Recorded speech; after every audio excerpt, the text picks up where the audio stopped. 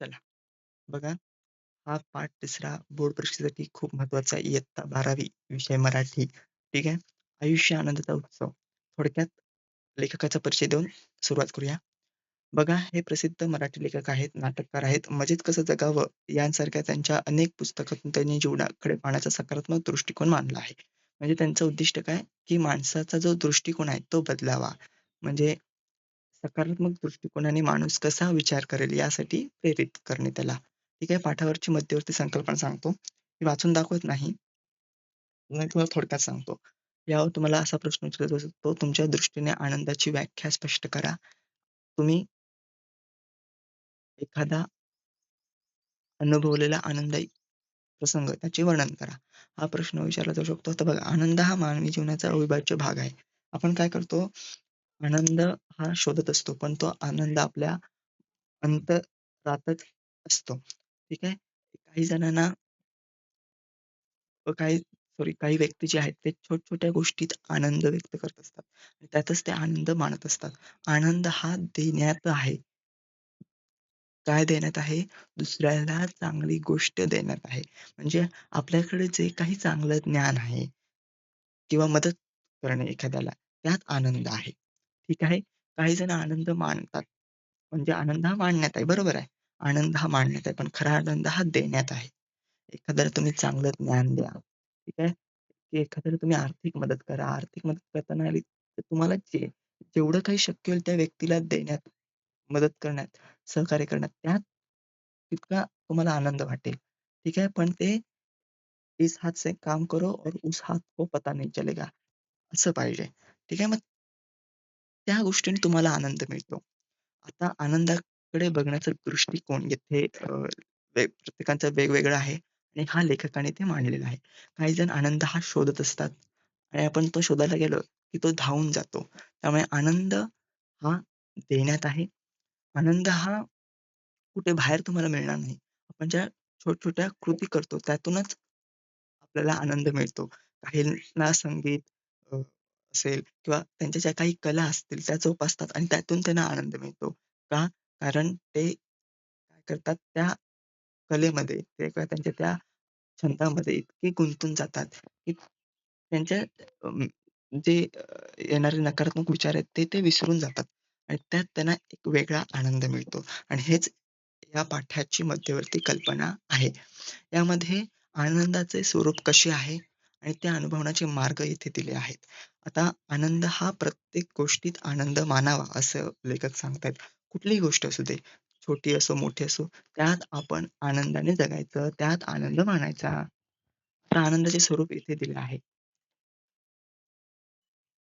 तो अनुभव हा आनंद हा अनुभवण्यात आहे.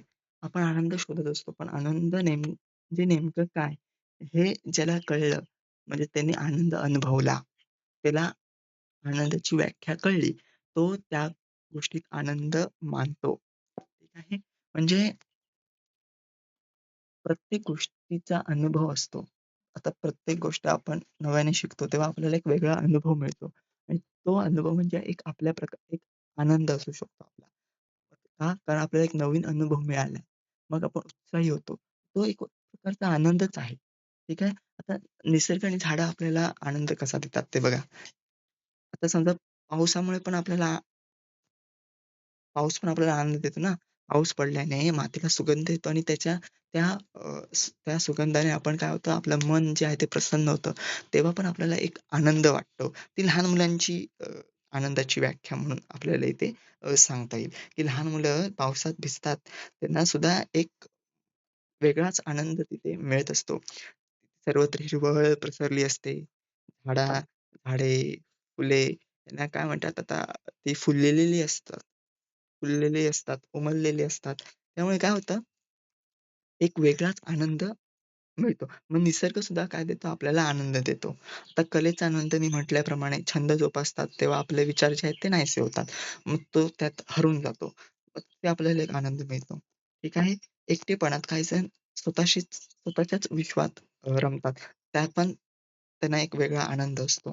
ठीक आहे. आता इथे विचार काय आनंद मिळवायचा नसतो, तो अनुभवायचा असतो. हा महत्त्वाचा विचार आहे.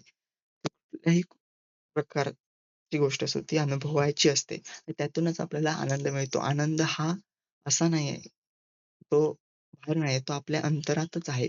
फक्त आपण काय करतो, आपण त्याची संकल्पनाच वेगळी आहे. जर आपण डीपमध्ये अभ्यासाला गेलं, तर त्याची प्रत्येकानुसार त्यांची संकल्पना वेगळी आहे आनंदाची. कोण म्हणेल मला माझ्या कलेमध्ये आवड आहे. कोण म्हणेल नाही मला ह्याच्यात आवड आहे.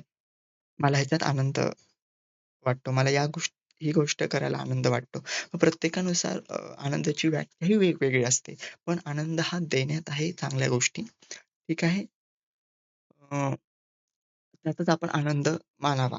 म्हणजे आनंद हा आपल्याला नवीन-नवीन गोष्टी शिकतो आपण जेव्हा, तेव्हा आपल्याला एक वेगळा अनुभव मिळतो आणि त्यातून आपल्याला आनंद मिळतो आणि आपण त्यात आनंद मानला पाहिजे. तो असा कुठेही आपल्याला मिळणार नाही.